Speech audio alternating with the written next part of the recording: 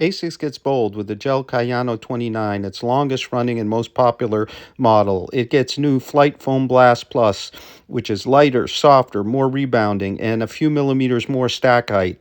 The DuoMax is replaced with what they call light truss, and underfoot, the plastic truss-stick plate is finally gone, and that is felt. The rear heel clips, plastic, a characteristic of the Kayano, are reduced. The upper gets some changes, which I'll get into in the video. They are felt. I'm also going to take them for an A/B test run versus the 28, and a shorter one versus the Nimbus 24. Stay tuned. Sam from RoadTrailRun here from my freshly painted port trail. We're going to talk about the ASICS GEL-Kayano 29. $160. It is released now. This is ASICS Stability Premium Trainer, and it is in its 29th edition and a classic. And I'm going to show you right now what the first one looked like. And lots of plastic exoskeletons, always a characteristic of the Kayano. And that trend really continued into recent times. Here's the 27. I'm also going to compare it to the 28 here and the Nimbus. But right now, let's look at some of the details and some of the changes here, because this is a quite significant update to the Kayano. First, we gain a couple millimeters of stack height of the new Flight Foam Blast Plus, which is 15% lighter and 12% softer than our Flight Foam Blast, the regular Flight Foam Blast, which was over here in the 28. Now, we also see significant changes underfoot to the support mechanism. In our 29, we now have what's called light truss. So this is just, the white is a firmer flavor of Flight Foam. I don't know if it's Flight Foam Blast or regular Flight Foam. I think it's Flight Foam Blast. Then our red up front here and underfoot. And what I notice is it is comparatively softer back here, and it gets firmer underfoot medially for the support. You can also see the outsole wrapping up a bit. That's quite a change from the 28. Here's the 28. You'll see that there's the vertical sidewall also, but that was the DuoMax, and that is considerably firmer than what we have here. So let me show you how that's depressing. Very, very firm. We also see a reduction in the height of the plastic clips, which is really against Kayano tradition, because they all had big plastic exoskeleton. Much more streamlined here, something I really like.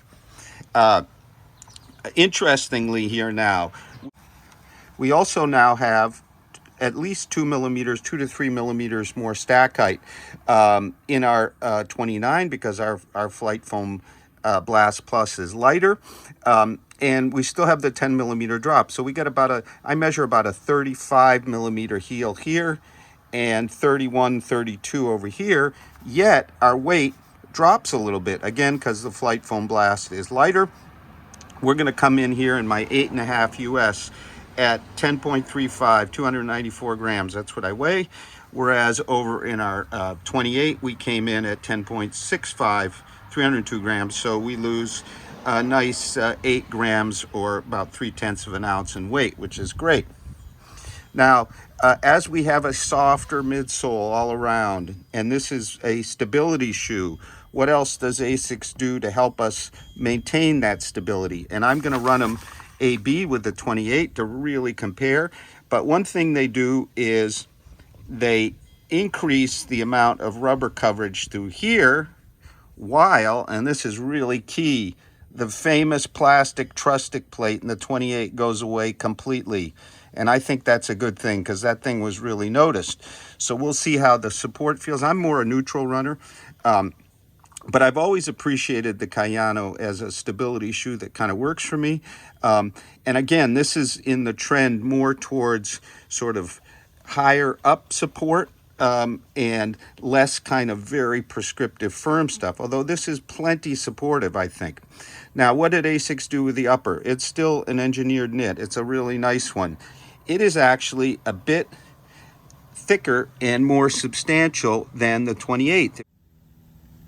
If you look inside, you'll see a white panel on either side here, and that is an underlay, if you will, to provide upper support through the midfoot and towards the front, whereas in our 28 it was just mesh. So what I'm feeling, and I'm going to give you a quick shot before we go out, is I'm feeling more kind of support higher up in the shoe and kind of a more consistent fit all the way through. So as they softened the underfoot support, they've increased the upper support. It's very comfortable. The shoe fits really well. I've tried them on. I'm going to give you a quick impression of on try-on, but we're going to get to it in the run. Let's talk a little bit at first try-on, the differences between the 28 and the 29. So because we no longer have the Duo Max over here or the Trustic plate, I'm feeling less kind of arch pressure in the 29 versus the 28. But I'm also feeling, as the upper now has that inner panel through here, more upper support than in the 28. So what ASICS has done is move some of the support up into the upper, and I like that because the trend is more and more towards controlling more through guidance than big posts and firmer sidewalls as we had with the Duo Max here. Toebox Room is very similar. The 28 might be a little broader, but of course you can get the Kayano in wide and extra wide, and I think ASICS does a real good job by not compromising for those who have narrower or wider feet, having models that really truly address all of them. Lace up, very nice. You can see our thinner tongue. The other thing I'm noticing is less massive clip. The trend, I said earlier. So let's take them out for a run now. So feeling clear differences here. The 29 is softer, bouncier, smoother flowing, and the support element, because there's no Trustic, is all of a piece. 3 miles in, moderate pace. Let's talk about fit on the run. Toe box, very similar, true to size. The new one, 29, feels maybe a touch lower up front, but that may just be because the 28 has more miles on it. One thing that I really notice is the midfoot, the heel hold is improved here in the 29. I think that panel really helps that. There's nothing wrong with our 28, and it even has that higher plastic clip, but overall the heel hold, lace up is better in the 29, so really nicely perfected. So now let's talk a bit more about the ride. So I got them both off here and I'm cooling my feet off in this grass. It's a fairly humid day, so I'll have one more comment about the upper since I have them off, is because of our panel, the overlay panel in the 29, whereas we do not have one in the 28, they are a little bit less breathable, and it's a pretty humid day today. So let's talk about the ride and the comparison. So for sure, we now have a softer, more rebounding and smoother ride. Softer, more rebounding because of our lighter, softer Flight Foam Blast Plus compared to the regular stuff we had over here, and smoother because unlike the 28, with its very firm, but not, not ridiculously firm, but very firm Duo Max, we now have our light truss, which you can see is softer. So what that does is it gives me a smoother flow, clearly felt, than the 28. The 28, because it also has the Trustic plate, which we don't have here, has definitely more of a feeling of support. The question will be, for those of you who really need pronation support, how well this will work. But I have every confidence, because ASICS really does their homework, that it will work well for you over pronators, and you'll have a more enjoyable ride, because in this one, I really notice the support from the plate and the stiffer foam kind of gets in the way of transitions, whereas here I move along smoothly. What ASICS has done here with the stability elements of the upper and the vertical sidewalls, the light truss, is instead of kind of stopping your foot motion from the heel to the midfoot and then to that flexible toe off, which both the Kayanos have, what they do is they sort of guide you forward kind of more linearly. Here in the 28 and for sure in the 27, because of the trustic plate, and here it's less than in the 27, you sort of feel you're stopped by the plate and the very firm kind of dual max sidewall, and then you go forward, whereas here it's just a much smoother flow, about the smoothest flow in a stability type shoe I can remember, maybe the smoothest. It's really well done, and the foam is a bit softer, so it's a bit more giving, and then you get to that front easier because it's softer, and then you get the bounce from the flight foam blast up front, the red foam. Heel cushioning, definitely a bit softer and a bit higher here. Not a significant difference. However, up front, I noticed more of a difference. More bounce, softer. I was feeling the forefoot here, a little bit of firmness, whereas here it's much smoother and softer. It does, I think, lose a little bit of response and pop, but it's really very subtle. Now, in terms of flexibility, here the Kayanos are always really flexible right ahead of their support, and here is my 28 with quite a bit more miles on them, but not ridiculous amounts. A bit more flexible maybe at this point, but I think they'll end up about the same.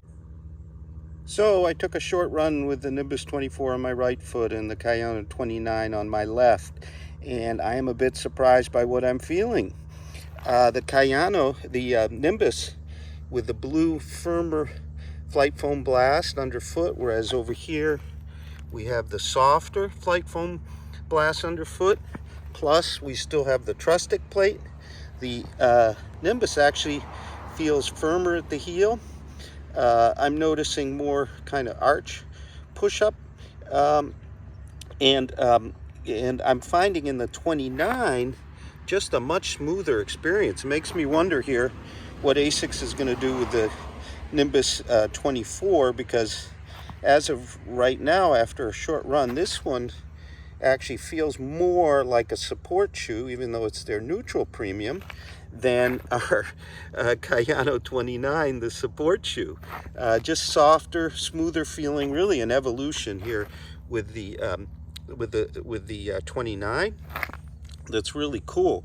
I also noticed the tongue here of the Nimbus is not nearly as padded. I've got a much more comfortable lace up with this arrangement. Toebox Room, about the same. I think the Kayano might be a little bit broader, stretchier in fit, but quite similar. Heel hold, as always, really good here. ASICS always does a great heel hold. So, just to conclude, GEL-Kayano 29 from ASICS. Yes, there's still gel in the mix, but we hardly ever talk about it. We have one here, bigger one, and then one under the big metatarsal up front like a disc. But anyway, it's $160. It's out now. I think it's a great support shoe for those who need it, but also of all the many kind of stability shoes I've suffered through, with guide rails, with Nike's long clips in the Infinity Run, Brooks with their rails, posts, so on and so forth, plates. This one really kind of sets a new bar in the category, so it makes it also, I think, a really good premium neutral trainer. It's above 10 ounces, 10.35 ounces, so it's not the lightest, but it certainly is plush, cushioned, and more energetic in feel, less prescriptive than its predecessors, and the 28 wasn't bad. So ASICS has really done some serious work here on this to join kind of the less prescriptive, less overdone pronation control philosophy that we now see. We also have a written review by Marcus and Marin, two of our German contributors, in English and in German over on the site. And Jeff Beck and I and a couple others will be joining that multi-tester review in written form. Thank you very much for watching. Have a great run. I'm going to keep going.